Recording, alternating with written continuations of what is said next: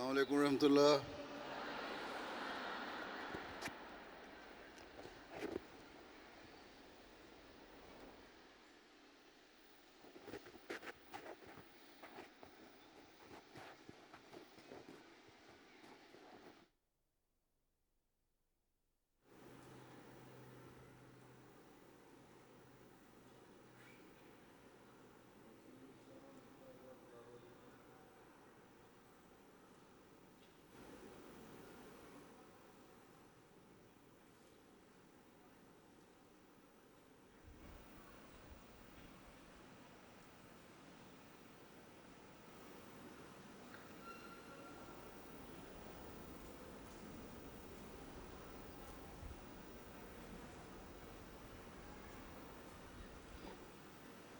نوشین اسلام کہاں گئی؟ السلام علیکم ورحمۃ اللہ. پیارے حضور، اعوذ باللہ من الشیطان الرجیم. بسم اللہ الرحمن الرحیم.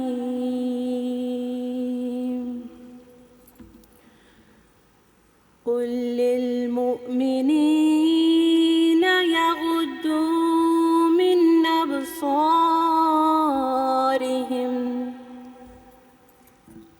ویحفظوا فروجهم ذلك أزكى لهم إن الله خبير بما يصنعون.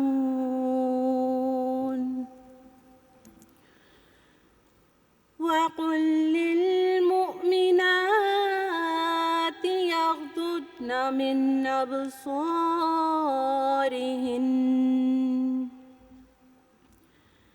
ويحفظن فروجهن ولا يبدين زينتهن إلا ما ظهر منها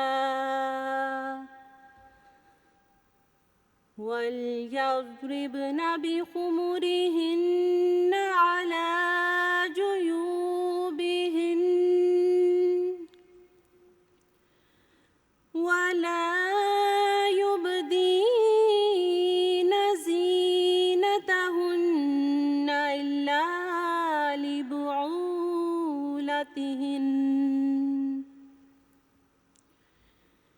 إلا لبعولتهن أو آبائهن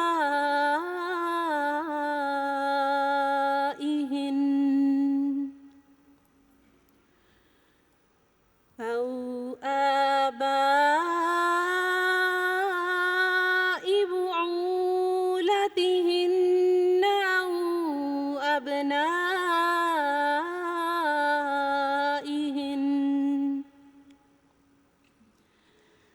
أو أبناء بعولتهن أو إخوانهن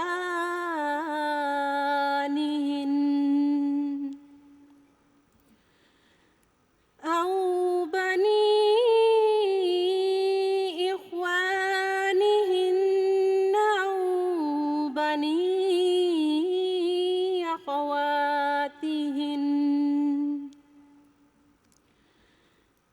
أو نسائهن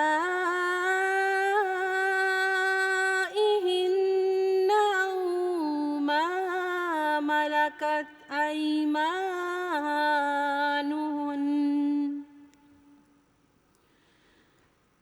أو ما ملكت أيمانهن أو التابعين غير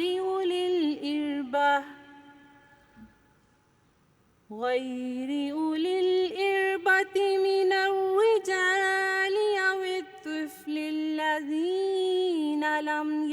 يظهروا الذين لم يظهروا على عورات النساء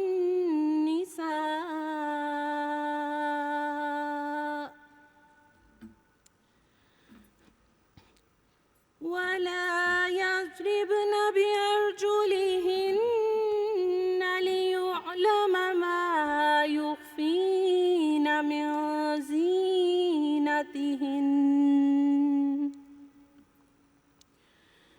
وتوبوا إلى الله جميعا أيها المؤمنون لعلكم تفلحون.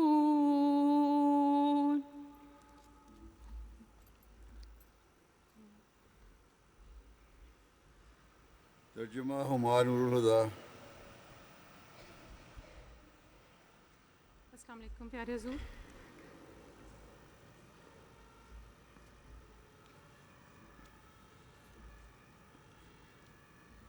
ابھی آپ کے سامنے سورہ نور کی آیات 31 تا 32 کی تلاوت کی گئی ہے. اب ان آیات کا اردو ترجمہ بیان فرمودہ حضرت خلیفۃ المسیح الرابع رحمہ اللہ تعالی پیش خدمت ہے. اللہ کے نام کے ساتھ جو بے انتہا رحم کرنے والا، بن مانگے دینے والا اور بار بار رحم کرنے والا ہے. مومنوں کو کہہ دے کہ اپنی آنکھیں نیچی رکھا کریں اور اپنی شرمگاہوں کی حفاظت کیا کریں. یہ بات ان کے لیے زیادہ پاکیزگی کا موجب ہے. یقیناً اللہ جو وہ کرتے ہیں اس سے ہمیشہ باخبر رہتا ہے. اور مومن عورتوں سے کہہ دے کہ وہ اپنی آنکھیں نیچی رکھا کریں اور اپنی شرمگاہوں کی حفاظت کریں اور اپنی زینت ظاہر نہ کیا کریں سوائے اس کے کہ جو اس میں سے از خود ظاہر ہو، اور اپنے گریبانوں پر اپنی اوڑھنیاں ڈال لیا کریں اور اپنی زینتیں ظاہر نہ کیا کریں مگر اپنے خاوندوں کے لیے یا اپنے باپوں یا اپنے خاوندوں کے باپوں یا اپنے بیٹوں یا اپنے بیٹوں کے لیے یا اپنے خاوندوں کے بیٹوں کے لیے یا اپنے بھائیوں یا اپنے بھائیوں کے بیٹوں یا اپنی بہنوں کے بیٹوں یا اپنی عورتوں یا اپنے زیر نگی مردوں کے لیے یا مردوں میں ایسے خادموں کے لیے جو کوئی جنسی حاجت نہیں رکھتے، یا ایسے بچوں کے لیے جو عورتوں کی پردہ دار جگہوں سے بے خبر ہیں، اور وہ اپنے پاؤں اس طرح نہ ماریں کہ لوگوں پر وہ ظاہر کر دیا جائے جو عورتیں عموماً اپنی زینت میں سے چھپاتی ہیں. اور اے مومنوں، تم سب کے سب اللہ کی طرف توبہ کرتے ہوئے جھکو تاکہ تم کامیاب ہو جاؤ. جزاکم اللہ. انیکا شاکر صاحبہ نظم.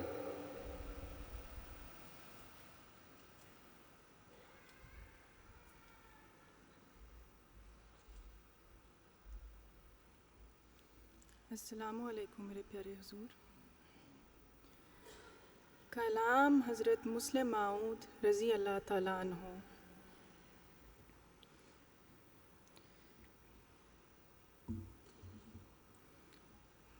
بڑھتی رہے خدا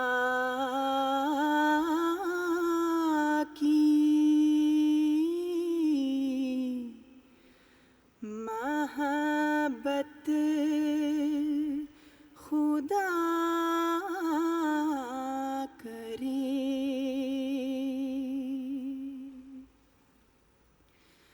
حاصل ہو تم کو دید کی لذت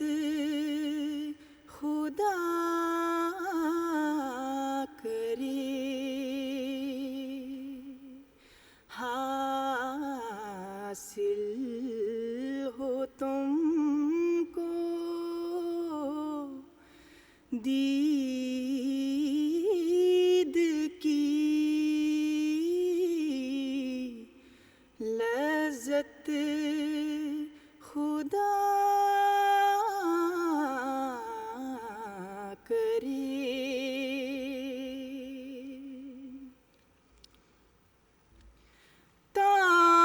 توحید کی ہو لب پہ شہادت خدا کرے.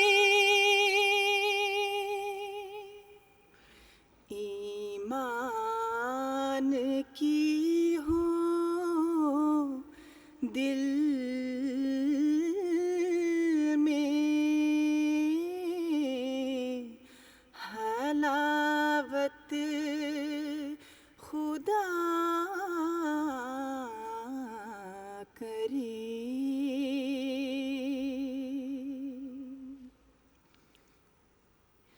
پڑ جائے ایسی نیکی کی عادت خدا کرے. سرزد نہ ہو کوئی بھی شرارت خدا کرے.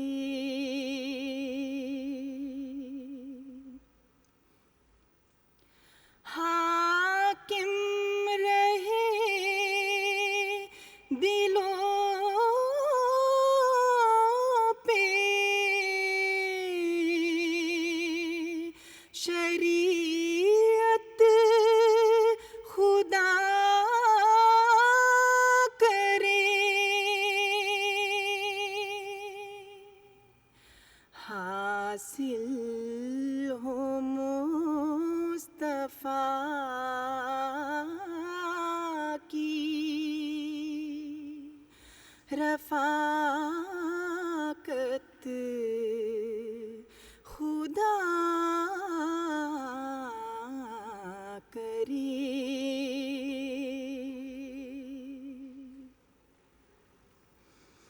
مل جائے تم کو دین کی دولت خدا کرے. چمکے فلک پہ تارائے قسمت خدا کرے.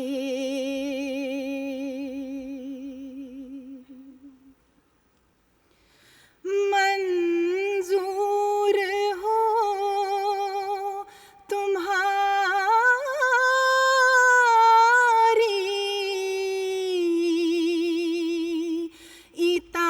اطاعت خدا کرے.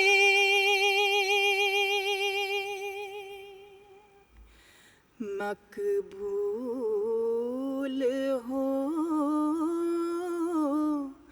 تمہاری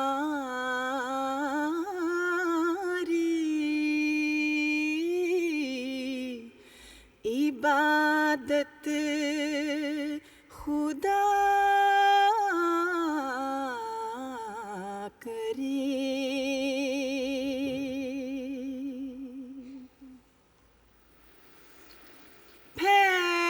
پھیلاؤ سب جہاں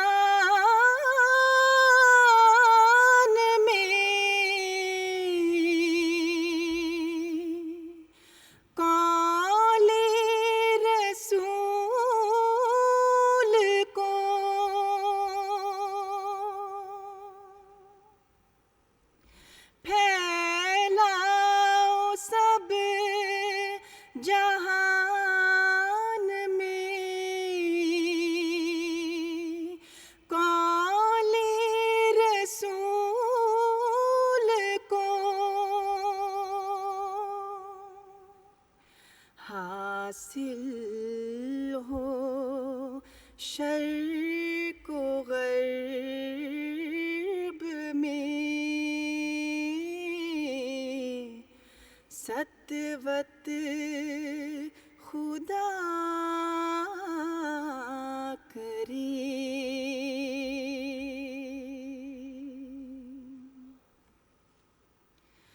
تبلیغ دین و نشر ہدایت کے کام پر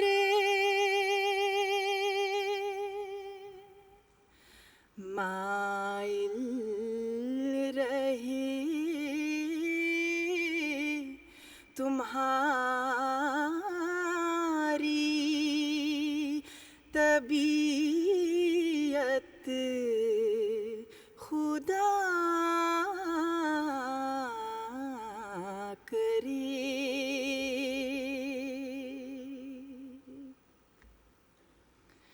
راضی رہو خدا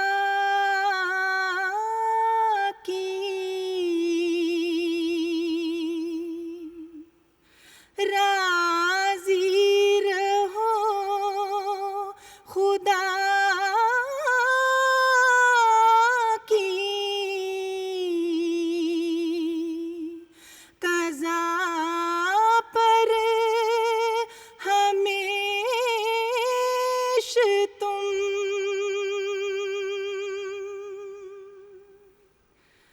لب پر نہ آئے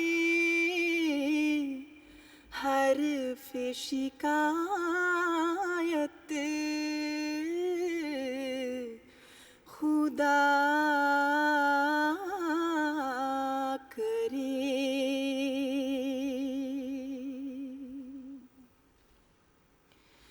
قرآن پاک ہاتھ میں ہو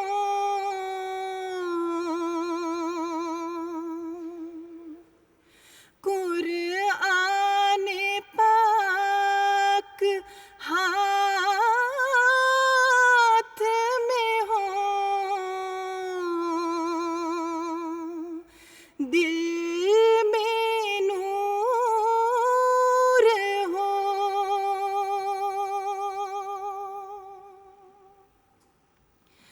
مل جائے مومنوں کی فراست خدا کرے.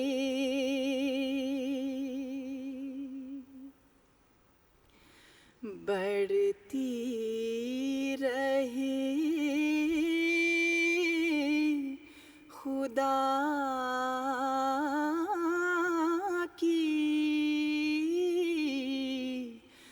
محبت خدا کرے.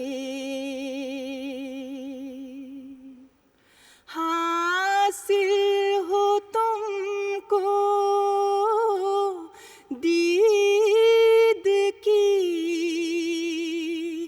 لذت خدا کرے. حاصل ہو تم کو دید کی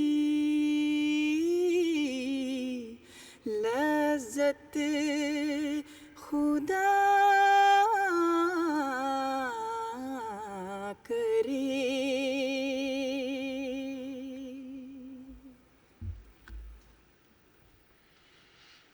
جزاک اللہ. سیکرٹری امور طالبات رپورٹ تعلیمی میدان میں کامیابیوں کی. بسم اللہ الرحمن الرحیم. پیارے آقا السلام علیکم ورحمۃ اللہ وبرکاتہ۔ اللہ تعالیٰ کے فضل سے اب ان خوش نصیب طالبات کے نام پیارے آقا اید اللہ تعالیٰ بنصرہ العزیز کی خدمت میں پیش کیے جائیں گے جنہوں نے 2019 تا 2023 میں نمایاں تعلیمی کارکردگی دکھاتے ہوئے اپنی تعلیم مکمل کی ہے۔ سالانہ اجتماع کے موقع پر 2019 سے جون 2023 کی طالبات نے اپنی اسناد اور انعامات وصول کر لیے ہیں۔ بقیہ طالبات انشاءاللہ اگلے اجتماع پر وصول کریں گی۔ 13 طالبات نے اللہ کے فضل سے 2 ڈگریز حاصل کرنے کی توفیق پائی ہے۔ اب ان طالبات کے نام پیش ہیں جنہوں نے پی ایچ ڈی کی ہے۔ ڈاکٹر ملیحہ صدف ملک بلشٹیٹ، doctor Sadia Butt Weingarten, doctor Bariya Bajwa Gottingen, doctor Hibat un-Noor Afshan Mahmood Bad Soden, doctor Ayesha Munawar Ahmad Aachen, doctor Lana Zirvi Wandsbek, doctor Nighat Ahmad وافیلڈن، ڈاکٹر طاہرہ مبشر ایرتسہاؤزن، ڈاکٹر ردا احمد مرفیلڈن۔ اب خاکسار ان طالبات کے نام پڑے گی جنہوں نے اعلیٰ نمبروں پر اسٹیٹ ایگزامینیشن کیا ہے۔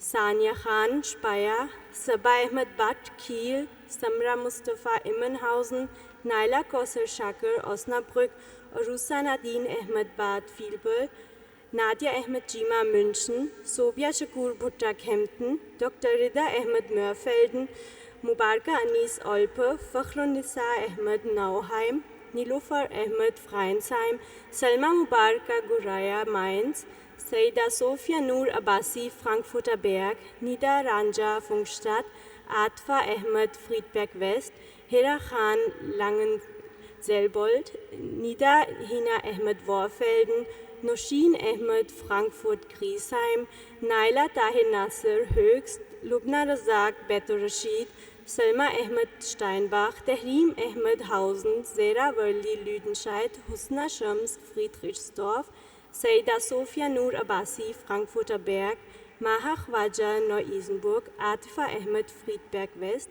سونیا سمرین احمد فولڈا، فریحہ افضل فریڈبیک مٹر، شاہدہ قمر احمد بیت الصبو نورد، باریہ قمر ہیربورن، زوہا احمد فلرسہائم، یاسمین فروہ عباسی لانگن، عائشہ کالون جریولہ درائے عائش، بشرا عباسی گولڈشٹائن، انیلہ امتیاز ہنوفہ، سائمہ احمد ساروا نور مشے، سائرہ افضل گروسگراو آف ایش، ثنا ورائچ اکمل راؤنہائم نورد، رحیلہ احمد مرزا نور مشے، مناہل خواجہ آلٹنشٹاٹ، امت المصور ظفر کوپلینز، عطیہ احمد فریڈبیک ویسٹ، صوفیہ احمد جنجوہ درائے عائش، رمشہ منصور مرفیلڈن، شبرہ ایمان خواجہ برلین۔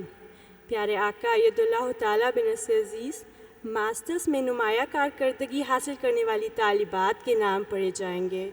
ثانیہ ناصر بٹ پھنبیرگ، ثنا ہبش نور مشے، صبا خواجہ نو-ایزنبرگ، خنسا تنویر بروخکھوبل، محجوبین احمد فریڈبیک ویسٹ، فریہ خان احمد نورڈہائم، رافیہ محی الدین غوٹکاؤ، امت المصور سعید ہامبورگ زا، لبنہ رزاق بیت الرشید، صبا متین شٹائنباخ، انم حیدر غوٹکاؤ، نمود سحر احمد نیونبرگ، ہیرا رحمان بٹ ایسلنگن، وفا ناصر بٹ پھنبیرگ، نبیلہ بشرا ڈورنہائم، زوہا بابر ہائلبرون، طاہرہ بھٹی زویسٹ، سدرہ بشیر ناصر باغ، مدیہ الیاس بسلسہائم نورڈ، ماہا خان ہوزم، نایاب مجید پھنبیرگ، رابعہ پرویز میولہائم رور، نیدا احمد ہیرش بروخکھوبل، نیدا احمد برلین، نازش رانا احمد غوٹکاؤ، ہما رحمان یسٹربرگ، قدسیہ طارق کنگ ناؤہائم،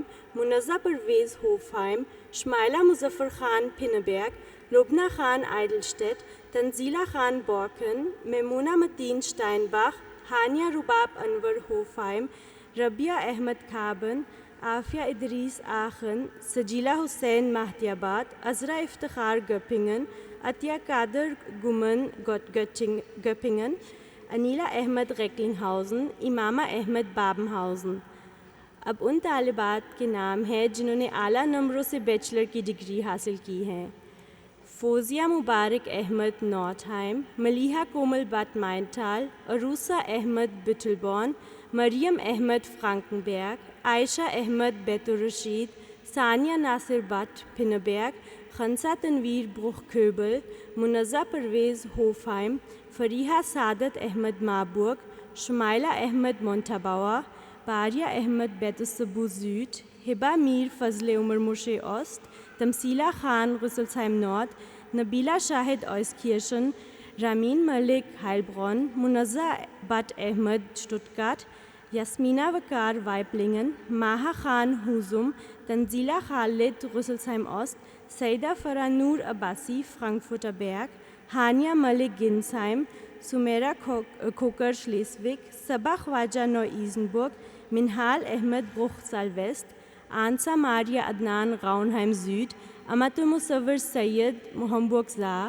ماریہ گیسلا بیت الصبو نورد، خولہ ایاز مابورگ، شائستہ احمد گروسگراؤ زیڈ، پوروا عروج کاشف کالون غاؤنہائم زیڈ، مفیسہ مبارک شویتسنگن، ماریہ راؤف لونبرگ، شہنیلہ احمد غائشلسheim، منیبہ احمد وانسبیک، مائرہ احمد گنہائم، سحر نوید الٹونا، رشمہ مرزا ہنوفہ، فرخندہ احمد عائش ورمز، شمائلہ افضل ہنوفہ، انم رزاق غالشٹت، سمیرہ کھوکر وانسبیک، شانزہ ملک ہائلبرون، مریم راجہ بریمن، نایاب مجید پنبیک، سدرہ بشیر ناصر باغ، دعا خالد بریمن، نتاشا احمد رانا فرانکنبرگ، امت اللہ چیمہ لاؤٹابون، بشرا عباسی گولڈسٹائن، طاہرہ احمد فورٹسheim، کافیہ طاہر رانا ٹریبور، رامین مبارک پنبیک، فریحہ ناصر جاوید وائنگارٹن،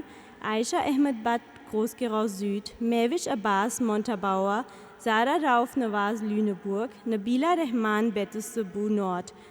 ابیٹور میں اعلیٰ نمبر والی طالبات ہیں باریہ احمد مائنز، عائشہ شہزاد بریمہافن، اینا احمد لامپٹہائم، زوہا خان اوسنابرک، حالہ ساجد منسٹر، نیدا احمد دارمسٹاڈ گریسheim، صوفیہ احمد گنسheim، معروف بٹ لیہائم، ثنا احمد لامپٹہائم، فرحانہ نصیر احمد فیولسبüttel، ماہا ناصر ملک رودامارک، پلوشہ قمر ضیاء گنسheim، عاتکہ رشید کھلن، حرمین احمد لیورکوزن، تحسین افضل بریمن، مبارسہ ماجد فرانکفرٹ گریسheim، باسمہ افضل ایشاسheim، ثنا احمد موسبخ، جاذبہ احمد بٹ ایبنگن، لوت مومنہ مشتاق نور مرشے، Aafia but برخسال Ust, Isra Ahmad ویسبادن Z.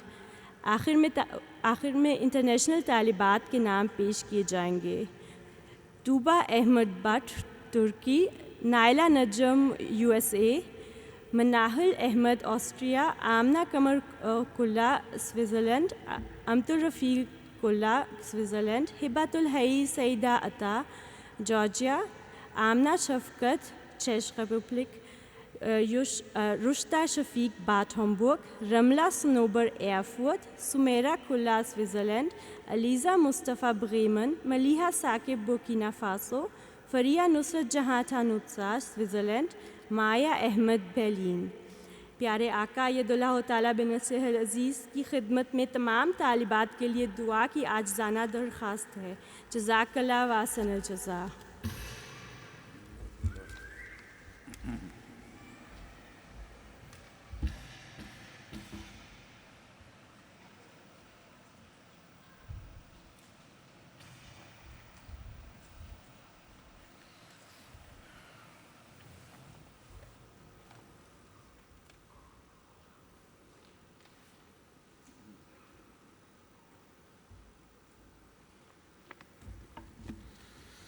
السلام علیکم ورحمۃ اللہ۔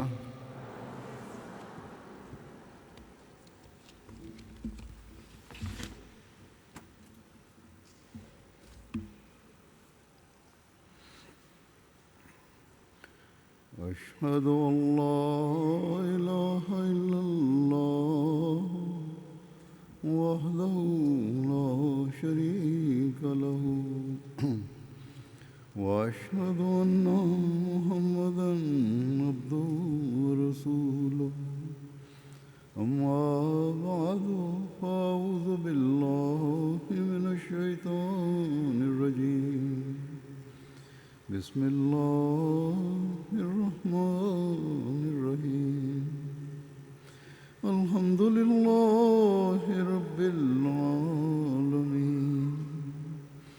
الرحمن الرحيم مالك يوم الدين إياك نعبد وإياك نستعين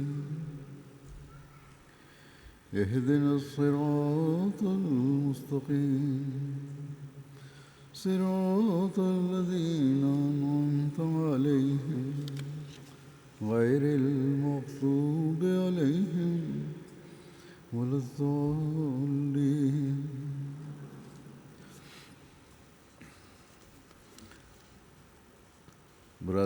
برطانیہ کے جلسہ سالانہ نے خواتین کے جلسے میں نے قرون اولیٰ کی خواتین کے واقعات بیان کیے تھے.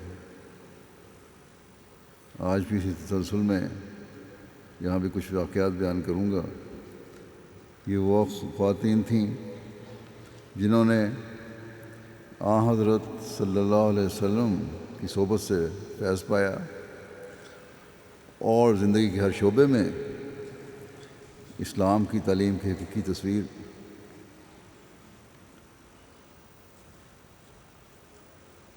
پیش کرنے کی کوشش کی، چاہے وہ اللہ تعالیٰ کی اطاعت ہے یا عبادتوں کے معیار ہیں یا بنیادی گھریلو معاشرتی ذمہ داریاں ہیں، بچوں کی تربیت ہے، جان مال کی قربانی کے پہلو ہیں، اسلام کی خاطر جرأت و بہادری دکھانے کے مواقع ہیں. غرض کے ہر موقع اور ہر پہلو پر ان خواتین نے ہمارے لیے ایک اسوہ قائم کیا، نہ صرف عورتوں کے لیے بلکہ مردوں کے لیے بھی. اور یہ واقعات یقیناً ہمارے ایمان اور یقین میں اضافے کا باعث ہونے چاہیے. انہیں غور سے سنیں اور اپنی زندگیوں کے لیے مثال بنانے کی کوشش کریں.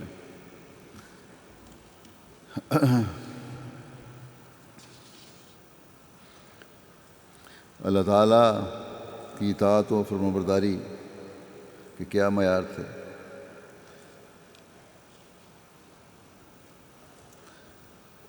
ام المومنین حضرت حفصہ رضی اللہ عنہا کے متعلق حضرت جبرائیل نے فرمایا کہ انہا صوامۃ قوامہ، یعنی وہ بہت زیادہ روزے رکھنے والی اور بہت زیادہ قیام یعنی رات کی عبادت کرنے والی تھی. یہ ان کے نمونے تھے.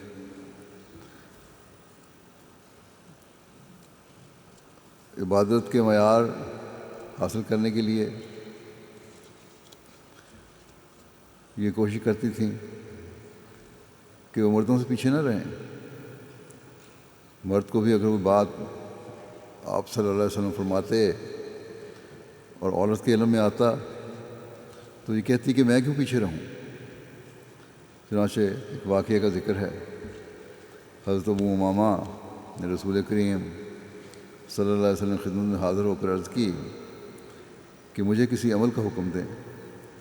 تو آپ صلی اللہ علیہ وسلم نے ارشاد فرمایا اپنے اوپر روزہ لازم کر لو کہ اس جیسا کوئی عمل نہیں. راوی کہتے ہیں کہ اس نصیحت کے بعد حضرت ابو امامہ کو ہی نہیں بلکہ ان کی زوجہ اور خادمہ کو بھی ہمیشہ روزے کی حالت میں دیکھا گیا. اگر کبھی دن کے وقت اوقات میں گھر سے دھواں اٹھتا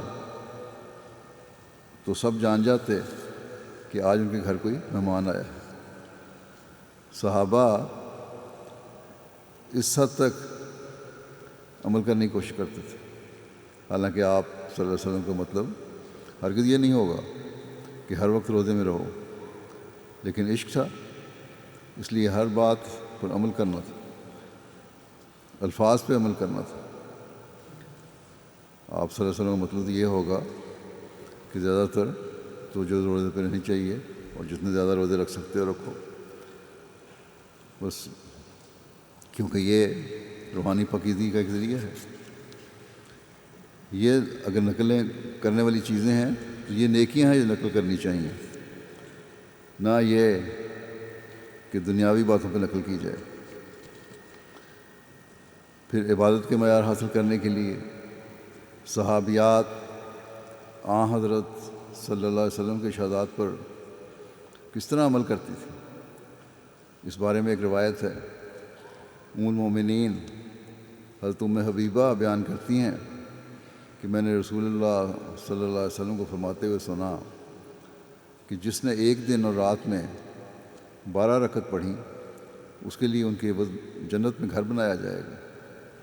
حضرت ام حبیبہ نے کہا کہ جب سے میں نے رسول اللہ صلی اللہ علیہ وسلم سے اس بارے میں سنا ہے میں نے ان کو نہیں چھوڑا۔ یعنی یہ فرض کی بات نہیں کر رہی، یعنی نفل کی طرف توجہ دلائی آپ نے، اور جس نے نفل پڑھے اس طرح تو اللہ تعالیٰ اس سے راضی ہوتا ہے۔ اللہ تعالیٰ کی راہ میں مالی قربانی کرنے کا ایک واقعہ کا ذکر یوں ملتا ہے۔ حضرت ابن عباس رضی اللہ عنہما روایت کرتے ہیں کہ نبی صلی اللہ علیہ وسلم عید کے دن گھر سے نکلے اور 2 رکعت نماز ادا کی۔ ان سے پہلے اور بعد میں آپ نے کوئی نوافل ادا نہیں کیا تھا۔ یہ کہ یہ مسئلہ بھی یہاں حل کر دیا کہ عید کے دن عید کی نماز سے پہلے کوئی نفل نہیں پڑھا جاتا۔ پھر آپ عورتوں کی طرف گئے، آپ کے ساتھ حضرت بلال بھی تھے۔ پھر آپ نے عورتوں کو نصائح فرمائیں اور انہیں صدقہ کرنے کا حکم دیا۔ چنانچہ عورتوں نے اپنی بالیاں اور کنگن اتار کر دینے شروع کیے، اپنے زیور اتار دیے۔ مالی قربانی میں اللہ تعالیٰ کے فضل سے آج احمدی مسلمان خواتین بھی اپنی مثالیں قائم کرنے والی ہیں، اور یہی مثالیں ہیں جو ان کے گھروں کو بابرکت کریں گی اور کرتی ہیں، اور ان کے اموال و نفوس میں برکت پڑتی ہے۔ حضرت صلی اللہ علیہ وسلم کو عورتوں کو فضائل سے آراستہ ہونے کی نصیحت فرماتے تھے اور ان کاموں سے بچنے کی تاکید فرماتے تھے جو کسی کام نہ آئیں۔ فضول کام کا کوئی فائدہ نہیں۔ لوگ لکھتے ہیں کہ فلاں کر لوں، میوزک میں اسپیشلائز کر لوں، لڑکیاں بعض لکھتی ہیں، یا فلاں چیز کر لوں، اس کا تو کوئی فائدہ نہیں۔ ایسی چیزوں کرنی چاہیے جو کام آنے والی ہو۔ حضرت ام سنان بیان کرتی ہیں کہ میں حضور صلی اللہ علیہ وسلم کی خدمت میں حاضر ہوئی اور آپ کی اسلام پر بیعت کی۔ آپ صلی اللہ علیہ وسلم کی نظر مبارک میرے ہاتھ پر پڑی تو فرمایا تم میں سے کسی عورت پر کوئی حرج نہیں اگر وہ اپنے ناخنوں پر بناؤ سنگھار کے لیے تبدیلی کرے اور اپنی کلائی میں ریشم یا چمڑے کی کوئی ڈوری باندھ لے اگر اسے کوئی چیز پہننے کے لیے نہ ملے۔ تو حضرت ام سنان نے اس ارشاد کی تعمیل کی۔ یہاں جہاں یہ فرمایا وہاں عورتوں کو اس طرح بھی کو بھی یہ اجازت دے دی کہ وہ سنگھار کر سکتی ہیں، زیور پہن سکتی ہیں۔ یہ بھی اس سے ثابت ہوتا ہے کہ ناخنوں پر بہت سے سوال کرتے ہیں لڑکیاں عورتیں کہ ہمیں غیروں نے کہا کہ نیل پالش لگانا منع ہے، نیل پالش بھی لگائی جا سکتی ہے۔ اس سے تو یہ ثابت ہو رہا ہے، اور یہ کوئی منع نہیں چیز، کوئی بری چیز نہیں ہے۔ نیکیوں کے حصول کی بھی صحابیات کوشش کرتی رہتی تھی کہ اگر کسی کی والدہ نے کسی نیکی کا ارادہ کیا ہے اور زندگی نے ساتھ نہیں دیا اس کا ماں کا، تو کوشش کر کے وہ نیکی فوت شدہ کی طرف سے کی جائے۔ چنانچہ ایک روایت میں آتا ہے، حضرت ابن عباس رضی اللہ عنہما سے روایت ہے کہ جوہینہ قبیلے کی ایک عورت نبی صلی اللہ علیہ وسلم کی خدمت میں حاضر ہوئی اور اس نے کہا میری ماں نے نظر مانی تھی کہ وہ حج کرے گی مگر اس نے حج نہیں کیا اور فوت ہو گئی، کیا میں اس کی طرف سے حج کروں؟ آپ صلی اللہ علیہ وسلم نے فرمایا ہاں اس کی طرف سے حج کرو۔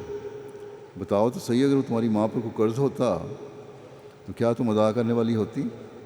اللہ کا قرض بھی ادا کرو، کیونکہ اللہ زیادہ حقدار ہے کہ اس کے ساتھ وفا کی جائے، پر سب سے زیادہ وفا خدا تعالیٰ سے کرنی چاہیے۔ اسلام میں ابتدا میں ہی جن کو شہادت کا مقام حاصل ہوا، تاریخ میں لکھا ہے کہ ایک خاتون بھی ان میں شامل تھی۔ چنانچہ اس کی تفصیل میں لکھا ہے حضرت سمیہ بنت مسلم نے اسلام قبول کیا تو ان کو کفار نے طرح طرح کی اذیتیں دینا شروع کر دی۔ سب سے سخت اذیت یہ تھی کہ ان کو مکہ کی تپتی ریت میں لوہے کی زرہ پہنا کر دھوپ میں کھڑا کر دیتے تھے، لیکن بائیں ہمہ وہ اسلام پر ثابت قدم رہتی تھی۔ ایک دن کفار نے حسب معمول ان کو لوہے کی زرہ پہنا کر دھوپ میں زمین پر لٹا دیا تھا۔ اسی حالت میں رسول اللہ صلی اللہ علیہ وسلم کا گزر ہوا تو فرمایا صبر کرو، تمہارا ٹھکانہ جنت میں ہے۔ لیکن کفار کی اس پر بھی تسکین نہیں ہوئی، اور ابو جہل نے ان کی ران میں برچھا مار کر ان کو شہید کر دیا۔ چنانچہ اسلام میں یہ بھی تاریخ میں بعض جگہ لکھا ہے کہ سب سے پہلے شرف شہادت انہی کو نصیب ہوا۔ بچوں کی بھی ایک حوصلے سے قربان اللہ تعالیٰ کی راہ میں قربان کرنے والی خواتین کا نمونہ بے مثال ہے۔ اس بارے میں تاریخ میں ایک واقعہ کا یوں ذکر ملتا ہے، حضرت عبداللہ بن زبیر جب حجاج سے معرکہ ہوا تو ان کی والدہ حضرت اسماء رضی اللہ عنہا بیمار تھیں۔ وہ ان کے پاس آئے اور مزاج پرسی کے بعد بولے کہ مرنے کے بعد میں آرام ہے۔ جب ایسے حالت دیکھی ماں کی تو تسلی دی انہوں نے، تو اب انہوں نے کہا آگے سے کہ شاید تم کو میرے مرنے کی آرزو ہے، لیکن جب تک دو باتوں میں سے ایک نہ ہو جائے میں مرنا پسند نہ کروں گی۔ باتیں دو کیا ہیں؟ یا تو تم شہید ہو جاؤ اور میں صبر کر لوں، یا فتح و ظفر حاصل کرو کہ میری آنکھیں ٹھنڈی ہوں۔ چنانچہ جب وہ شہید ہو چکے تو حجاج نے ان کو سولی پر لٹکا دیا۔ حضرت اسماء رضی تعالیٰ عنہا باوجود پیرانہ سالی کے یہ عبرتناک منظر دیکھنے کے لیے آئیں، اور بجائے اس کے کہ روتی پیٹتی ہیں، حجاج کی طرف مخاطب ہو کر کہا کہ اس سوار کے لیے ابھی تک وہ وقت نہیں آیا کہ اپنے گھوڑے سے نیچے اترے، یعنی بڑی جرأت سے اس کی تعریف کی۔ پھر حضرت صلی اللہ علیہ وسلم کی حفاظت کی خاطر ظلم سہنے کا ایک واقعہ کا ذکر یوں ملتا ہے۔ ابن اسحاق کہتے ہیں کہ مجھے اسماء بنت ابو بکر رضی اللہ عنہا سے روایت پہنچی کہ انہوں نے کہا کہ جب رسول اللہ صلی اللہ علیہ وسلم اور ابو بکر رضی اللہ عنہ بغرض ہجرت روانہ ہو گئے تو میرے پاس قریش کی ایک ٹولی آئی جس میں ابو جہل بھی تھا، اور آ کر ابو بکر کے دروازے پر کھڑے ہو گئے تو میں ان کی طرف چلی تو انہوں نے کہا اے ابو بکر کی بیٹی، تیرا باپ کہاں ہے؟ میں نے کہا واللہ میں نہیں جانتی کہ وہ کہاں ہے۔ تو ابو جہل نے اپنا ہاتھ اٹھایا اور اس نے میرے رخسار پر ایسے زور سے تماچا مارا کہ جس سے میری بالی گر گئی، بڑا زوردار تھا، کان بھی زخمی ہو گیا۔ ایک خاتون کو اس کے بیٹے اور خاوند سے علیحدہ کرنے کے ظلم کے واقعہ کا تاریخ میں یوں ذکر ملتا ہے۔ حضرت ام سلمہ بیان فرماتی ہیں کہ جب ابو سلمہ نے ہجرت مدینہ کی تیاری کی تو اپنے لیے ایک اونٹ کا بندوبست کیا اور مجھے اور میرے بیٹے سلمہ کو اس پر سوار کر کے مہار پکڑ لی اور مدینے کو نکل کھڑے ہوئے۔ جب اسے میرے قبیلے کے لوگوں نے دیکھا تو انہوں نے یہ کہہ کر اسے روکا کہ یہ تیری خواہش ہے کہ جس نے تجھے ہجرت پر مجبور کیا ہے۔ رہا معاملہ تیری زوجہ کا تو وہ کیوں گھر کو چھوڑے اور کیوں تو اسے شہروں میں لیے پھرے اس پر انہوں نے اونٹ کی مہار اس کے ہاتھ سے چھین لی، عورت کے رشتہ داروں نے، اور کہتی ہیں کہ مجھے پکڑ لیا، اور اس صورتحال سے بنو عبد اسد بفر گئے اور سلمہ کا رخ کیا اور کہنے لگے کہ ہم اپنے بیٹے کو اس کی ماں کے پاس نہیں رہنے دیں گے جب تک تم اس کی بیوی کو شوہر سے جبکہ تم نے اس کی بیوی کو شوہر سے چھین لیا ہے۔ چنانچہ ابو سلمہ کے اہل قبیلہ نے میرے بیٹے سلمہ کا ہاتھ پکڑ لیا اور اس اپنے ساتھ لے گئے۔ بیوی کو، عورت کو اس کے میکے والے لے گئے، اور اس عورت کے پاس جو بچہ تھا اس کو اس کا دھیال لے گیا۔ کہتی ہیں مجھے میرے قبیلے والوں نے قابو کر لیا، اور میرا شوہر ابو سلمہ مجھے چھوڑ کر مدینے چلا گیا، اور اس طرح ہم تینوں ایک دوسرے سے جدا ہو گئے۔ کہتی ہیں میری یہ حالت تھی کہ میں روزانہ صبح اٹھ کر ابتا کے مقام پر آ جاتی اور شام تک وہاں بیٹھی روتی رہتی۔ کم و بیش 1 سال اسی حال میں گزر گیا، تاکہ ایک دن ایک شخص جس کا تعلق بنی مغیرہ سے تھا وہاں سے گزرا، اور اسے میری حالت پر رحم آ گیا۔ اس نے میرے قبیلے سے کہا کیا تم اس بے بس عورت کو چھوڑنے پر آمادہ نہیں ہو؟ تم نے اسے خامد اور بیٹے ہر دو سے جدا کر دیا۔ چنانچہ میرے اہل قبیلہ نے اجازت دے دی اور کہا کہ اگر تم چاہتی ہو تو اپنے شوہر کے پاس جا سکتی ہو۔ اسی دوران میں بنو عبد الاسد نے میرا بیٹا بھی مجھے لوٹا دیا۔ میں نے اونٹ کا بندوبست کیا، بیٹے کو گود میں لیا اور اپنے شوہر کے تعاقب میں چل دی۔ میں بالکل اکیلی تھی اور کوئی رفیق سفر نہ تھا۔ میں نے دل میں کہا اللہ کرے کہ مجھے کوئی رفیق سفر مل جائے تاکہ میں اپنے شوہر تک پہنچ جاؤں۔ جب میں تنیم میں پہنچی تو اتفاق سے میری ملاقات عثمان بن طلحہ بن ابو طلحہ سے ہو گئی، جو بنو عبد الدار کا بھائی تھا۔ انہوں نے کہا ابو امیہ کی بیٹی کہاں جا رہی ہو؟ میں نے کہا اپنے شوہر کے پاس مدینہ جا رہے ہیں۔ پوچھا کیا تمہارا کوئی رفیق سفر ہے، مرد ہے کہ تمہارے ساتھ؟ میں نے کہا سوائے اللہ اور اس کے بچے کے اور اس بچے کے اور کوئی نہیں۔ اس نے کہا پھر تمہاری کوئی منزل نہیں۔ اس نے اونٹ کی مہار پکڑ لی اور مجھے لے کر روانہ ہو پڑا۔ اللہ کی قسم میں نے عرب بھر میں ایسا شریف النفس کوئی انسان نہیں دیکھا۔ خاموشی سے اونٹ مہار پکڑ کے چلنے لگ گیا سفر میں۔ جب منزل پر پہنچتا تو اونٹ کو بٹھاتا اور خود ایک طرف ہو کر درخت کے نیچے جا کر لیٹ جاتا۔ پھر جب کوچ کا وقت آتا تو اونٹ کے پاس آ کر کجاوا رکھتا اور ہٹ کر ایک طرف کو کھڑا ہو جاتا اور مجھے کہتا کہ سوار ہو جاؤ۔ جب میں سوار ہو چکتی اور اونٹ پر جم کر بیٹھ جاتی تو عثمان بن طلحہ آتا اور اونٹ کی مہار پکڑ کر چل پڑتا، اور جب منزل آتی پھر ٹھہر جاتا۔ وہ اسی طریقے سے چلتا آیا یہاں تک کہ ہم مدینے پہنچ گئے۔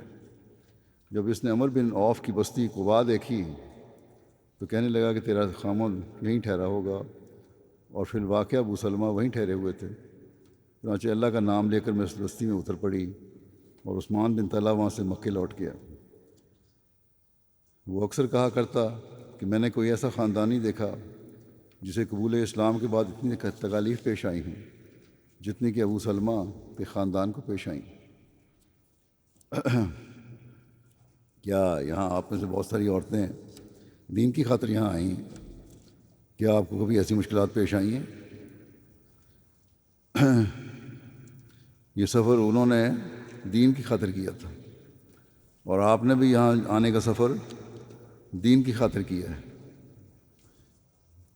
باوجود عہد دہرانے کے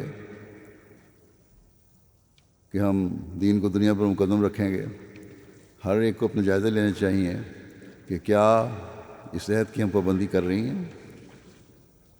اسی طرح مرد کا نمونہ بھی ہے، بڑا اعلیٰ معیار قائم کیا اس نے اپنی شرافت کا، حالانکہ مسلمان نہیں تھا۔ اور اسی طرح ہر مرد کو عورت کی عزت اور تقدس کا خیال رکھنا چاہیے۔ خاوند کی قربانی اور صبر دکھانے کے ایک واقعے کا ذکر یوں ملتا ہے۔ اسحاق غنویہ بیان کرتی ہیں کہ وہ اپنے بھائی کے ساتھ حضرت صلی اللہ علیہ وسلم سے ملاقات کے لیے روانہ ہوئیں۔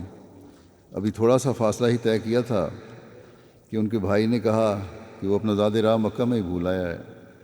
بہن سے کہا کہ وہ یہاں بیٹھ کر انتظار کریں تاکہ وہ اپنا زاد سفر لے آئے۔ بہن نے کہا کہ مجھے ڈر ہے کہ میرا فاسق خامد تجھے آنے نہیں دے گا۔ بھائی نے تسلی دی اور زیادہ سفر لینے چلا گیا۔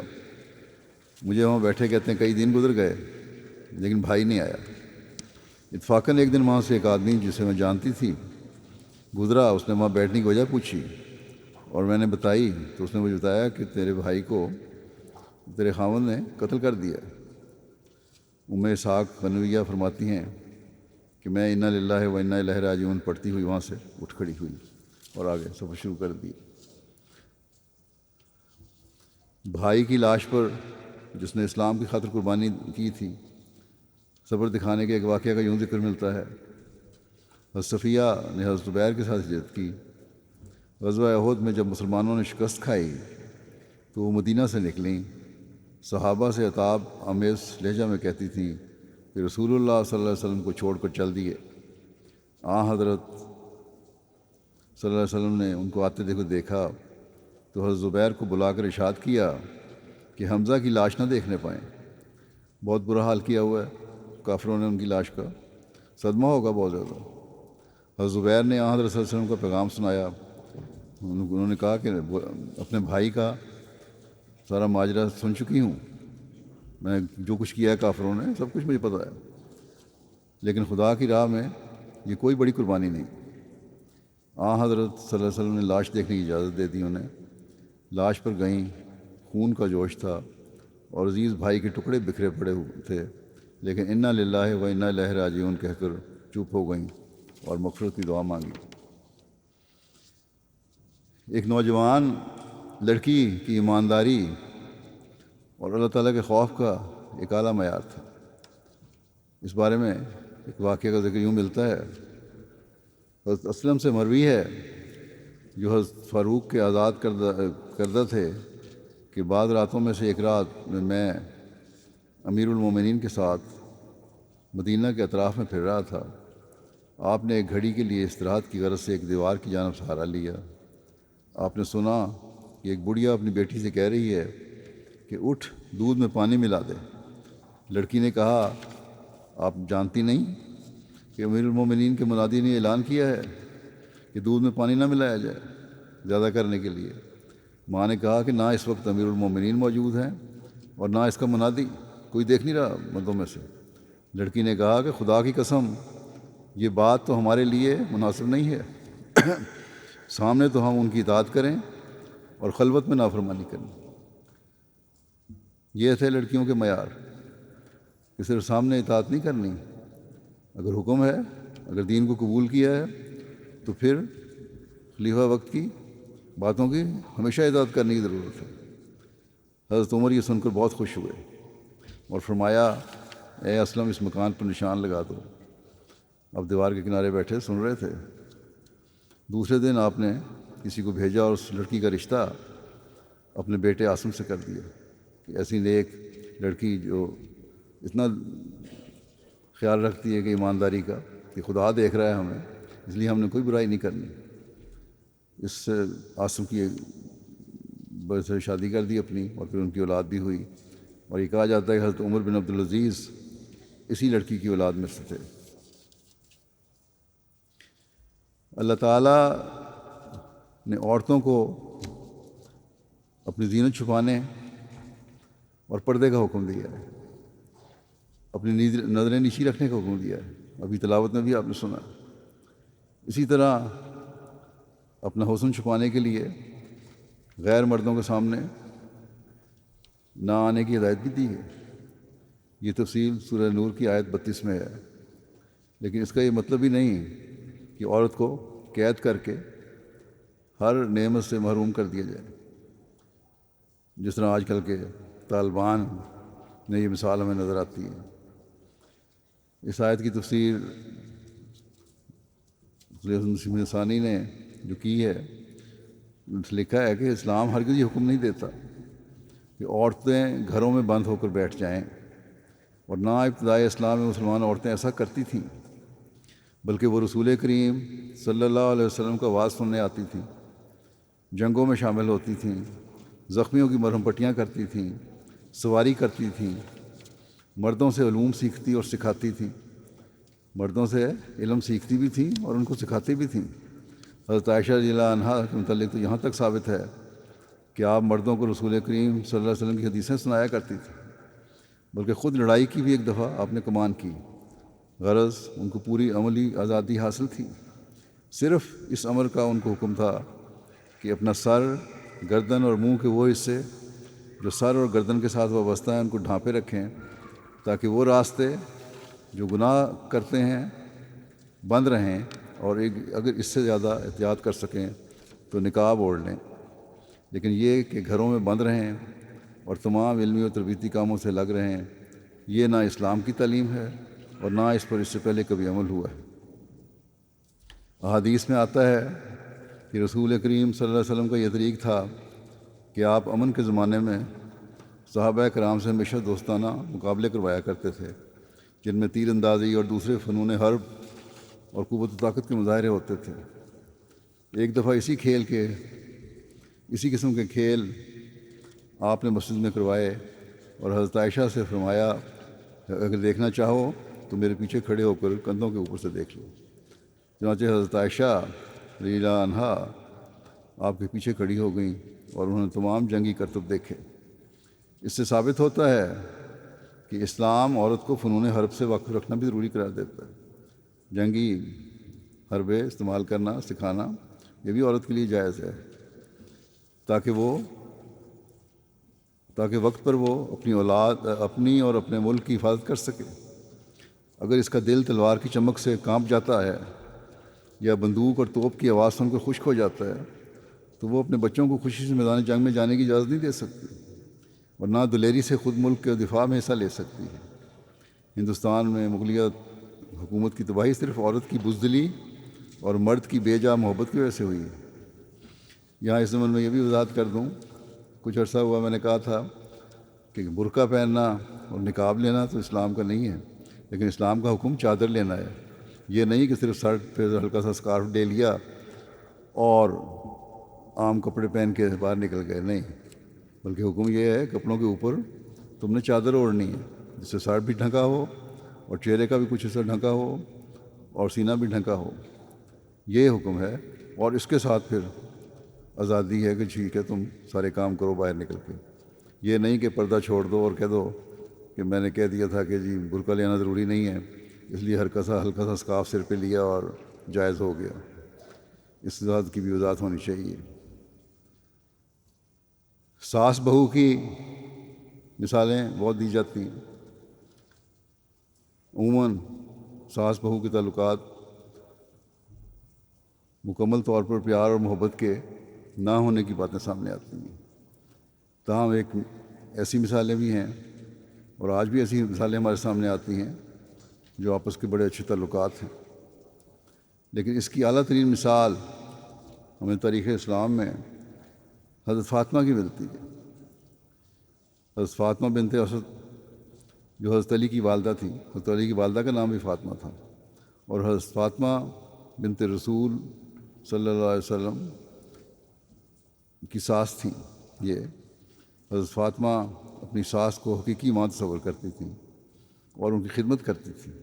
حضرت فاطمہ جب گھریلو امور سے فراغت پاتی تو ان کی ضروریات کی تکمیل کرتی، انہیں زیادہ کام نہ کرنے دیتی، ان کو آرام پہنچانے کی کوشش کرتی، ان کے کپڑے دھوتی، انہیں کھانا کھلاتی، ان کا بستر صاف کرتی اور بچھاتی، اور اگر کوئی ان کے ذمہ ہوتا تو اس میں بھی ان کی مدد کرتی۔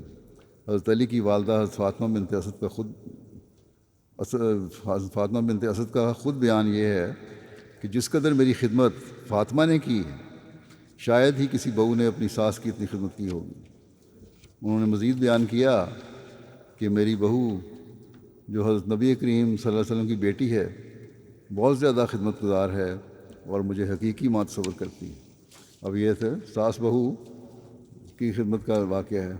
اب گھروں کو سنبھالنا عورتوں کا کام ہے، نہ یہ کہ اور مردوں کو کام یہ ہے کہ باہر جائیں اور کمائی کریں اور باہر کے معاملات سنبھالیں۔ یہاں بعض دفعہ یہ سوال اٹھ جاتے ہیں کہ ہم نے 2 گھنٹے کام کیا تو 4 گھنٹے مرد بھی کام کرے، 2 گھنٹے مرد بھی کام کرے.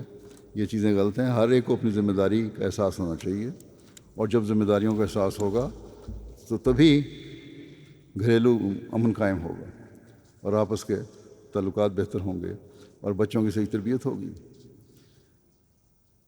مسلمان عورتوں کی جرأت و بہادری کے بھی بہت سے واقعات تاریخ میں ملتے ہیں. چنانچہ حضرت خولہ بنت ازبر کی شجاعت کا واقعہ تاریخ میں یوں ملتا ہے کہ صحابہ کرام نے جب دیکھا کہ حضرت زرار قید ہو گئے ہیں تو بہت غمگین، ایک جنگ میں تو بہت غمگین اور پریشان ہو گئے. انہوں نے کئی دفعہ حملے کیے مگر ان کو چھڑا نہ سکے. حضرت زرار کی گرفتاری کی خبر جب حضرت خالد کو پہنچی تو آپ بہت پریشان ہوئے اور ساتھیوں سے رومی لشکر کے متعلق معلومات دے کر حضرت ابو عبیدہ سے مشورہ کیا اور حملے کے متعلق رائے لی. اب رومی لشکر ایک ایسا لشکر تھا جس نے یہی سمجھ لیں جس طرح آج کل امریکہ کی فوج کا مقابلہ ہے. حضرت ابو عبیدہ نے فرمایا کہ دمشق کے محاصرے کا معقول انتظام کر کے آپ حملہ کر سکتے ہیں. کمانڈر کیونکہ اس وقت حضرت ابو عبیدہ تھے. حضرت خالد نے محاصرہ کا انتظام کرنے کے بعد اپنے ساتھیوں کے ساتھ دشمن کا تعاقب کیا اور ان کو ہدایت کی کہ جیسے ہی دشمن ملے اس پر اچانک حملہ کرنا.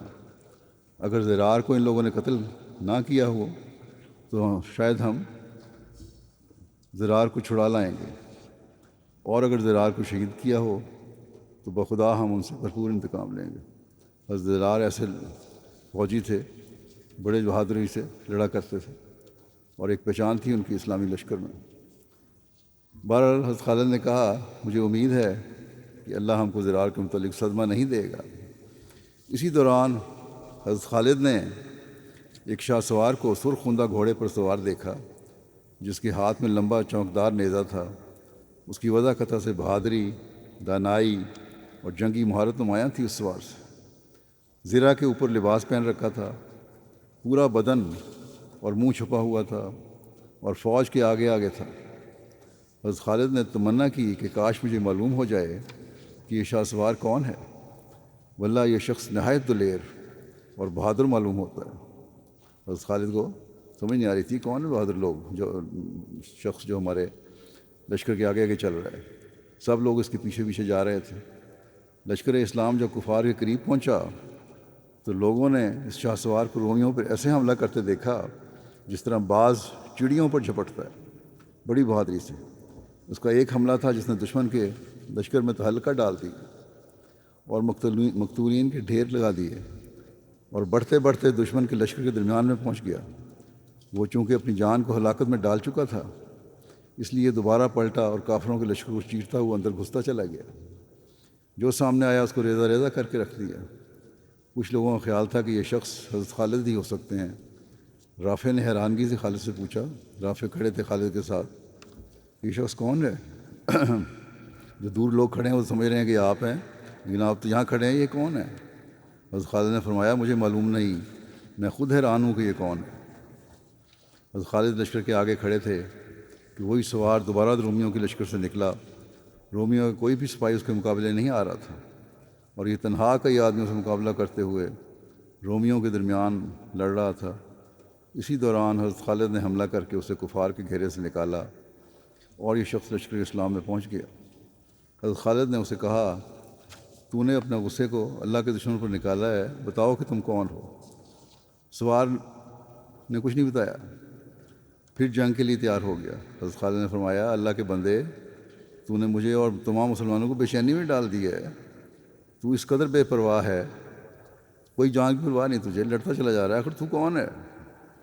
حضرت خالد کے اصرار پر اس نے جواب دیا کہ میں نے نافرمانی کی وجہ سے اعراض نہیں کیا، کسی نافرمانی کی وجہ سے میں نہیں چھپا رہا اپنے آپ کو. یہ نہیں کہ میں نافرمان ہوں اس لیے تمہیں جواب نہیں دے رہا، بلکہ مجھے شرم آتی ہے کیونکہ میں مرد نہیں ہوں، ایک عورت ہوں.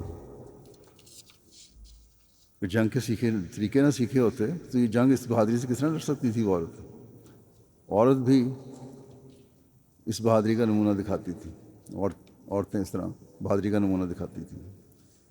کہنے لگی مجھے میرے درد دل نے اس میدان میں اتارا ہے. خالد نے پوچھا کہ کون سی عورت؟ اس عورت نے عرض کیا کہ زرار کی بہن خولہ بنت ازور ہوں، بھائی کی گرفتاری کا پتہ لگا تو میں نے وہی کیا جو آپ نے دیکھا۔ حضرت خالد نے یہ سن کر کہا کہ ہم سب کو متفقہ حملہ کرنا چاہیے، اللہ سے امید ہے کہ وہ زرار کو قید سے رہائی دلا دے گا۔ حضرت خولہ نے کہا کہ میں بھی حملے میں پیش رہوں گی۔ پھر خالد نے بھرپور حملہ کیا، رومیوں کے پیر اکھڑ گئے اور رومیوں کا لشکر تتر بتر ہو گیا۔ حضرت رافع نے شجاعت کے جوہر دکھائے۔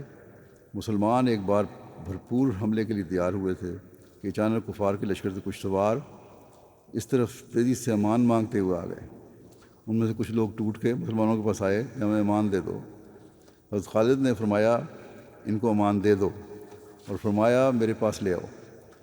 پھر خالد نے ان سے پوچھا کہ تم لوگ کون ہو؟ انہوں نے کہا ہم روم کے فوج کے لوگ ہیں اور حمص کے رہنے والے ہیں اور صلح چاہتے ہیں۔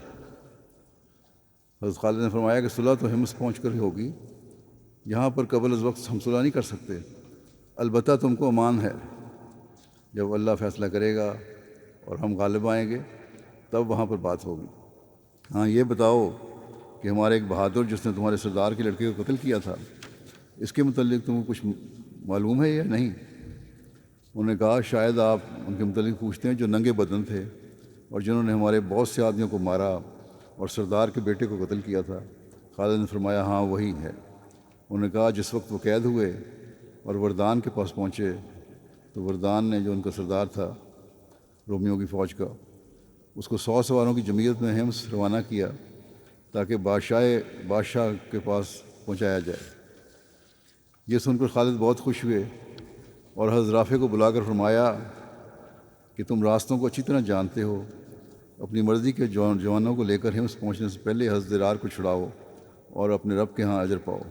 حضرت رافع نے 100 جوانوں کو چن لیا اور ابھی جانے ہی والے تھے کہ حضرت خولہ نے منت سماجت کر کے حضرت خالد سے جانے کی اجازت حاصل کر لی اس فوج کے ساتھ بھی، اور سب لوگ حضرت رافع کی سرکردگی میں حضرت زرار کی رہائی کے لیے حمص روانہ ہو گئے۔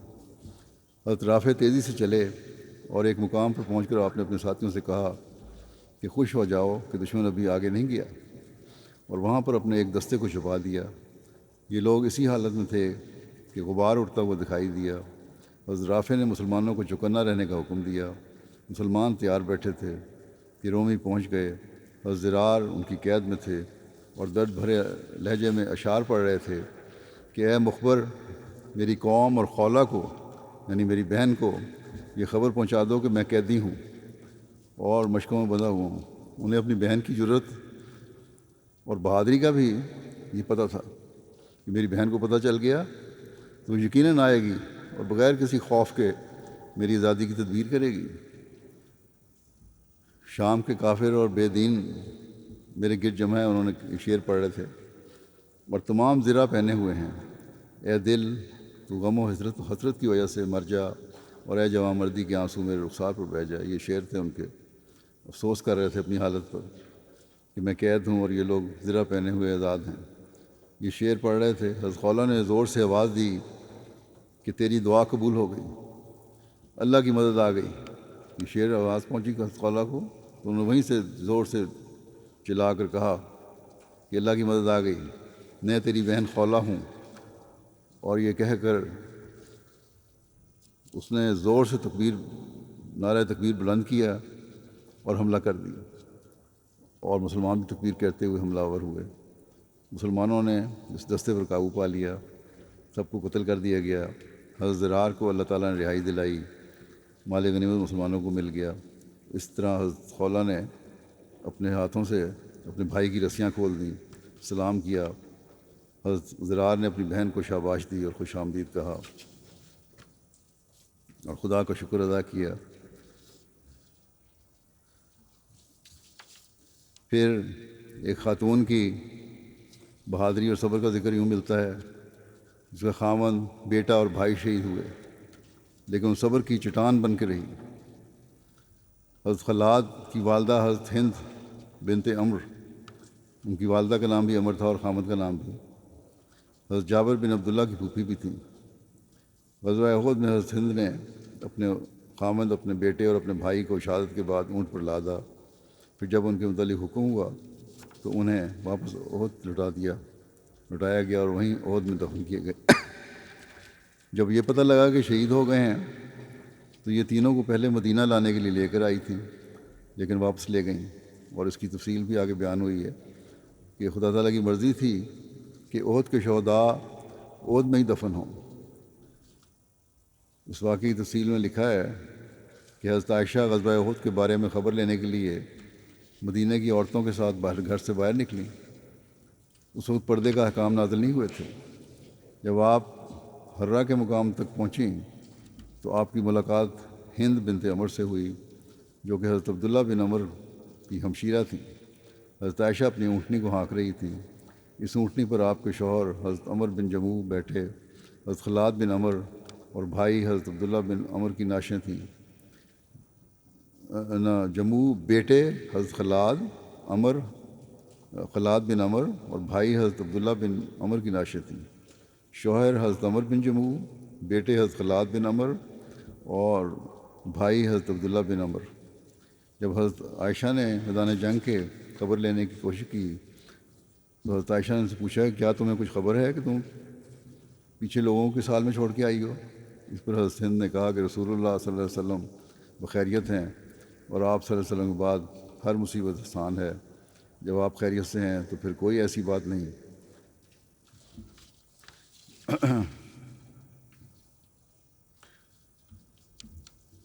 حضرت عائشہ نے ان سے پوچھا کہ اونٹنی پر کون کون ہے؟ تب حضرت ہند نے بتایا کہ میرا بھائی ہے، میرا بیٹا خلاد ہے اور میرے شوہر عمر بن جموع ہیں۔ حضرت عائشہ نے دریافت کیا کہ انہیں کہاں لے جاتی ہو؟ انہوں نے عرض کیا کہ انہیں مدینہ میں دفن کرنے کے لیے لے جا رہی ہیں۔ پھر وہ اونٹ کو ہانکنے لگی لیکن اونٹ بیٹھ جاتا تھا، مدینہ کی طرف نہیں جا رہا تھا۔ بہت کوشش کی لیکن جب وہ واپس عہد کی طرف لے جانے لگتی تو کھڑا ہو جاتا، چل پڑتا۔ تو بہرحال یہ اونٹ کو لے کر پھر عہد ہی پہنچ گئی، کیونکہ آن صلی اللہ علیہ وسلم کا ارشاد تھا کہ عہد کے شہید وہیں دفن ہوں گے۔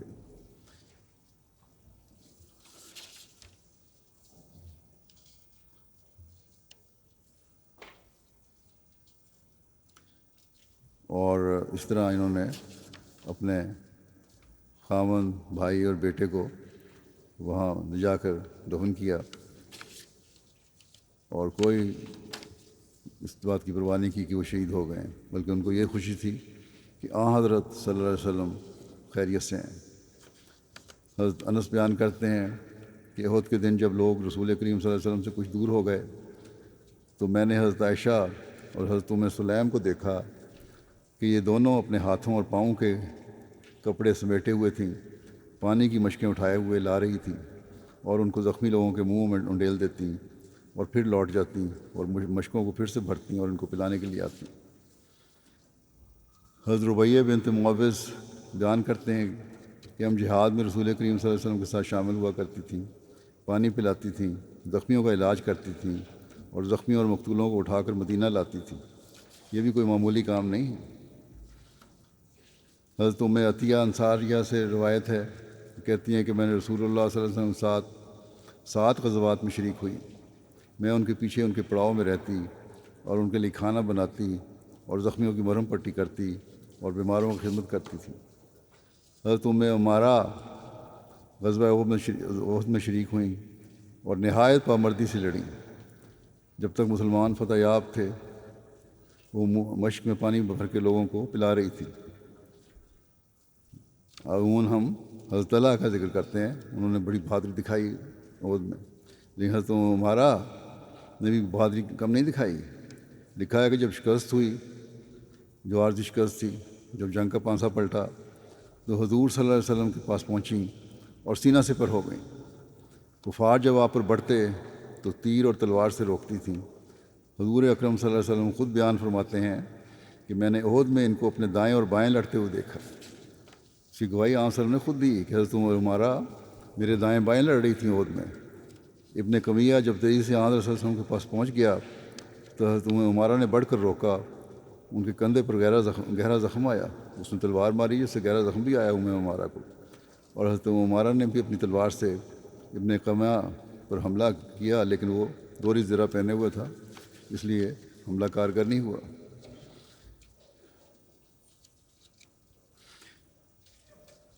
حضرت مسلم موعود نے ان عورتوں کی تاریخ بیان کرتے ہوئے بیان کیا خطبے میں کہ ایک عورت رسول کریم صلی اللہ علیہ وسلم کی خدمت میں حاضر ہوئی اور عرض کیا کہ کیا مرد ہم سے زیادہ خدا تعالیٰ کے مقرب ہیں کہ وہ جہاد میں شامل ہوں اور ہم شامل نہ ہوں؟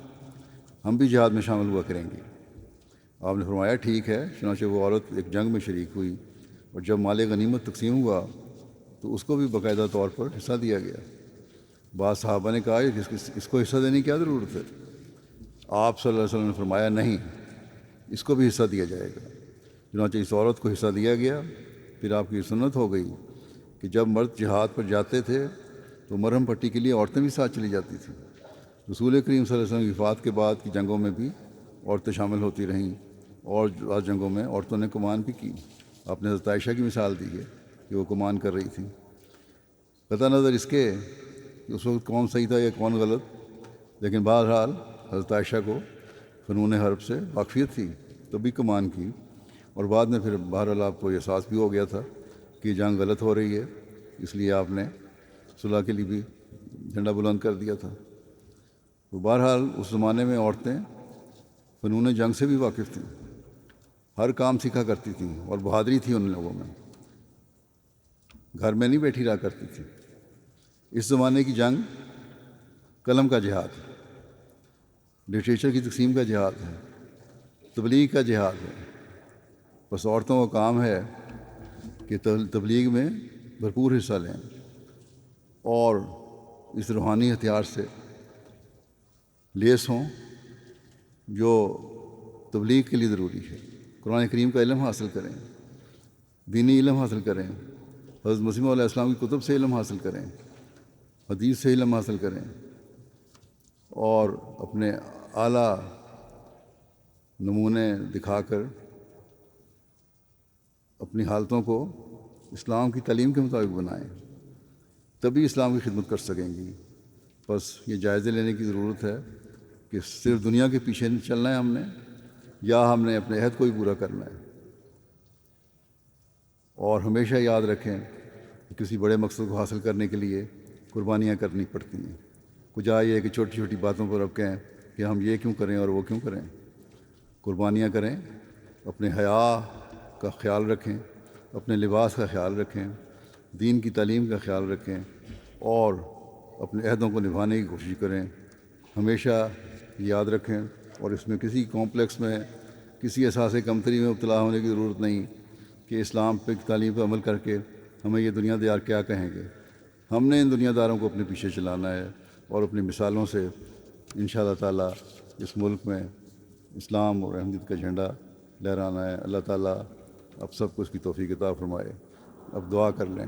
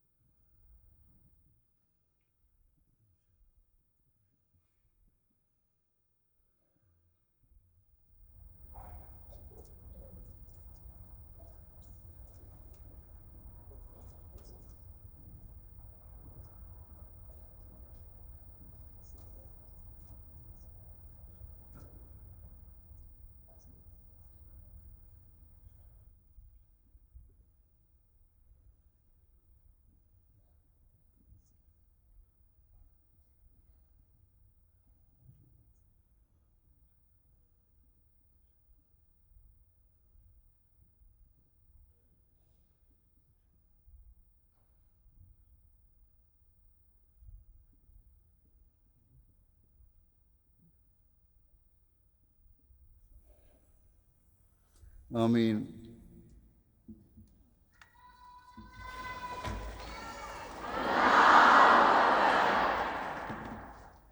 ہاں جی بچیوں جلدی کرو جو کرنا ہے۔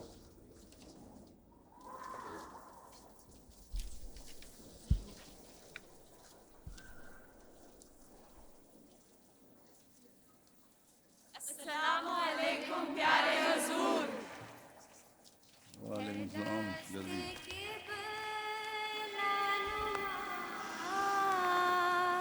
لا الہ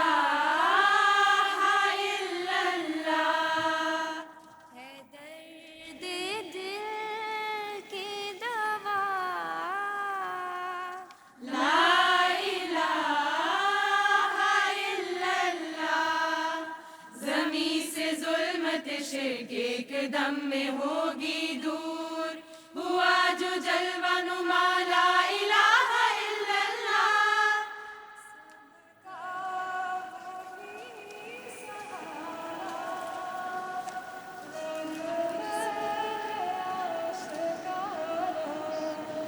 ہم کو وہی پیارا، دلبر وہی ہمارا، نہیں گزارا غیر اس کے جھوٹ سارا، یہ روز کر مبارک سبحان غیرانی، للہ درک یا امام العالمین،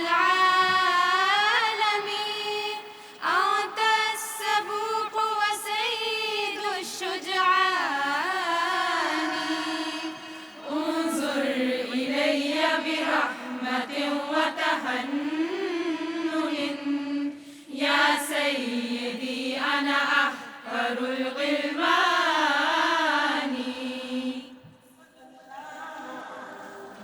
علیہ وسلم علیہ وسلم نبینا محمد، Nyamene Shirankano, Nyamene Sanjakano, نبوت تھے جس قدر بھی کمال، وہ سب جمع ہے آپ میرا محال، صفات جمال اور صفات جلال، ہر ایک رنگ ہے بس عظیم المثال، لیا ظلم کا آپ سے انتقام، علیک الصلاۃ علیک السلام، علیک الصلاۃ علیک السلام، aşıklar yansın ya Resulallah، içi aşk şerbetini, kansın ya Resulallah، dünyada yoktur eşi, Resullerin kardeşi, iki cihan güneşi.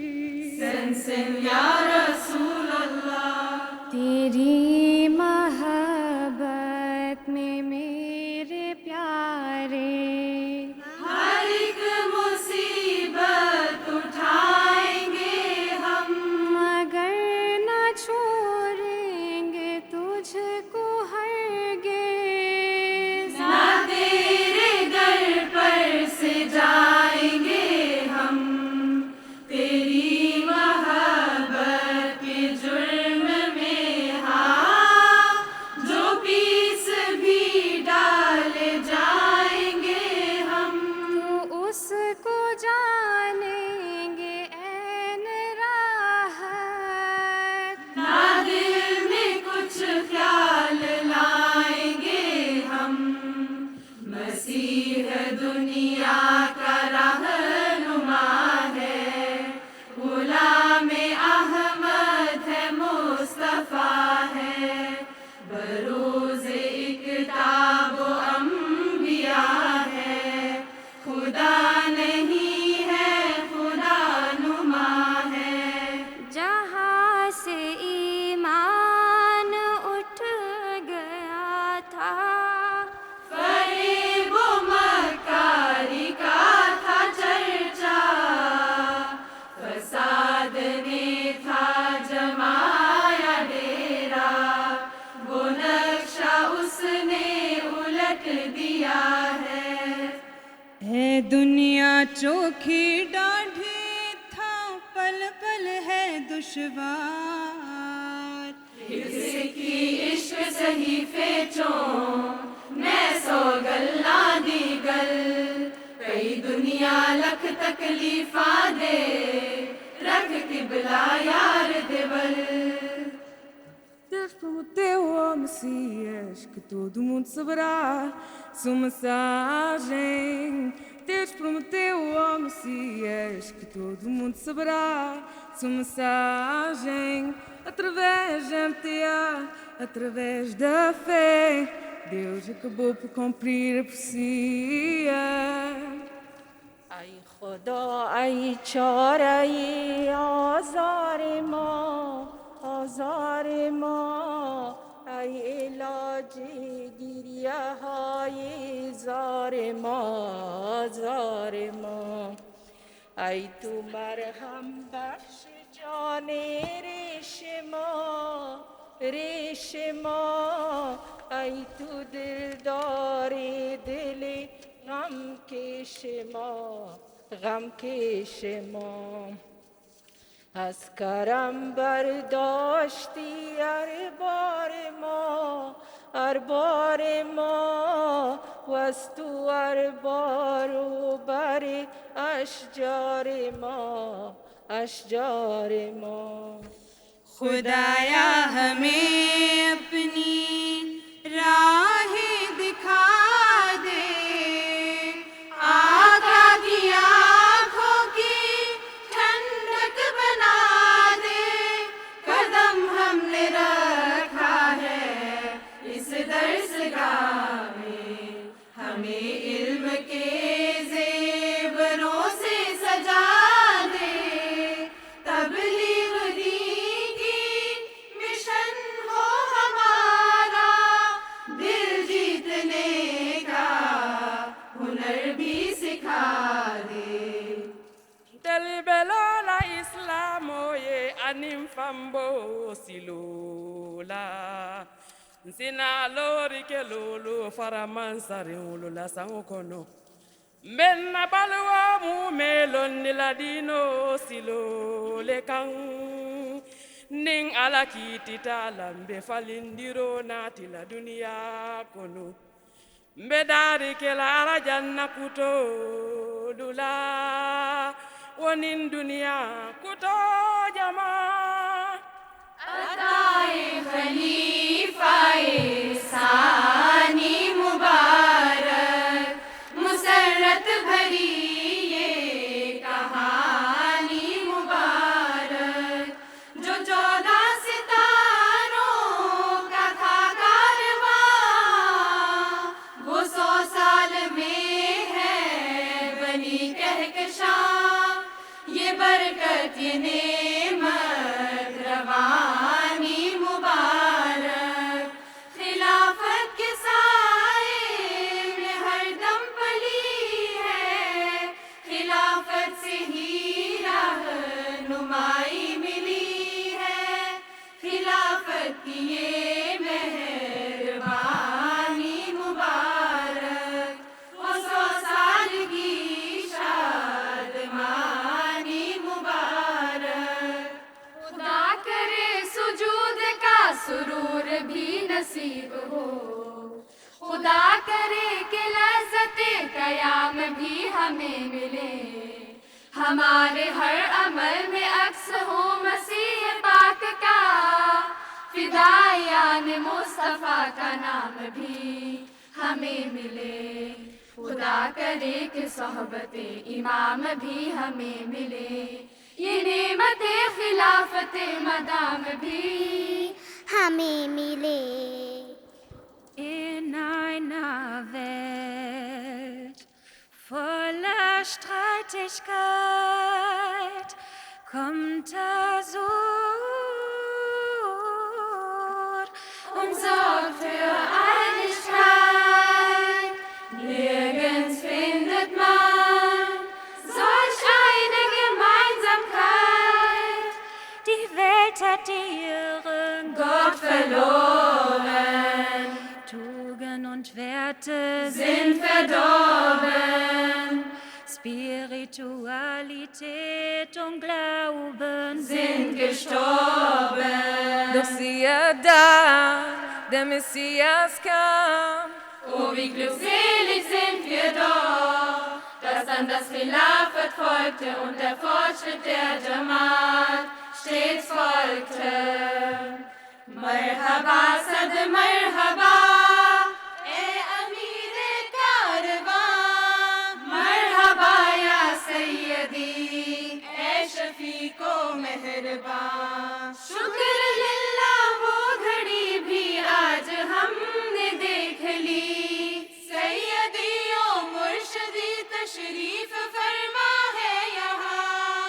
صد مبارک کی صدا ہے چار سو، ہر کس و ناکس کا چہرہ ہے خوشی سے Shadman.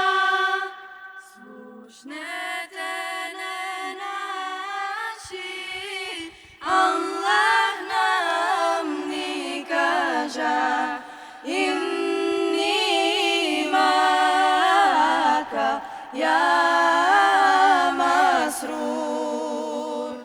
Od Allah izbraniyot namagdi predska janiyot, Hazreti ya masrur nashiyot hazur. Hazreti ya masrur nashiyot hazur. Inshallah, amen. Inshallah, amen. Amen. Inshallah, amen. Yashan yasi wa Burkina Faso, Burkina Faso. Yashan yasi si wa Pakistan maimu. Yashan yasi wa Bangladesh maimu. Inshallah, amen. Inshallah, amin. Inshallah, amin. Amin. Inshallah, amin. Eye nyamene pa ya bedin kunimo. Islam Ahmadiyya tiye bedin kunem da. Eye nyamene pa ye bedin kunem da. Inshallah, amen. Inshallah, amin. Inshallah, amin. Amin. Inshallah, amin. Burkina Faso والے ویکھو سب تو بازی لے گئے، اسی سوچدے رہ گئے، او پہلی صف وچ بہ گئے. اطاعت دا ٹھیٹھ نمونہ تے خلافت دے فدائی، بیعت کی ایک شرط انہوں نے پوری کر وخائی. لا الہ الا اللہ دا ورد زباں تے جاری، جانا دا نذرانہ دتا سب نے واری واری.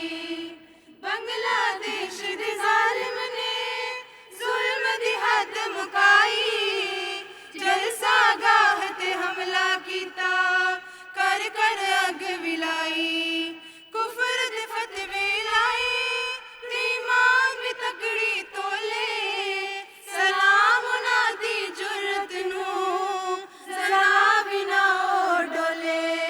پہاڑاں ورگے حوصلے آتے آج ذرا نہ آئی، اے پاک جماعت سوہنے رب کس مٹی نال بنائی. کس مٹی نال بنائی. Burkina Faso. Zindabad. Bangladesh. Zindabad. Pakistan. Zindabad. Deutsche Akademie Deutschland. Zindabad. La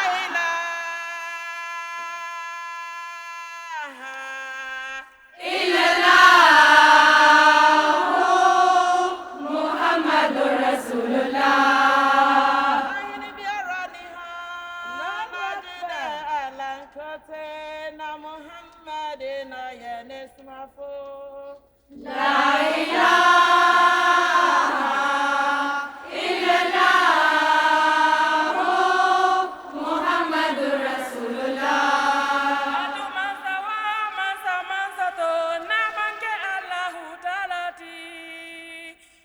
Muhammadu ate malakilati La ilaha illallah Muhammadur Rasulullah La ilaha illallah la ilaha illallah السلام علیکم ورحمۃ اللہ. نعرہ تکبیر، نعرہ